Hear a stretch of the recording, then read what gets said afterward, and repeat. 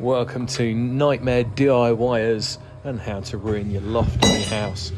This loft has been turned into a bedroom and been done completely wrong.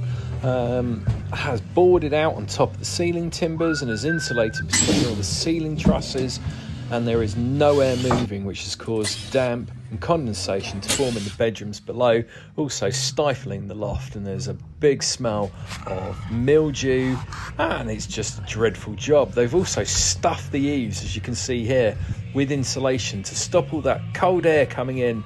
Unfortunately, your eaves need to be there and they need to be unblocked. As you can see here through the dust, this is a horrific job, and you need to wear gloves and masks as it's glass fibre. And there we go, you can see a bit of daylight there. Now we also put a nice window in because there's a great view out here. This is a Velux window, it's a centre pivot one. As you can see, Jake there waving from the roof. Hello, Jake. So we've reinstated the boarding, raised up on loft legs so it can breathe nicely between the board and the insulation, and there you can see we've removed all the insulation and returned it back to its state of a loft. Now this is a FAKRO wood ladder, one of the best ones on the market.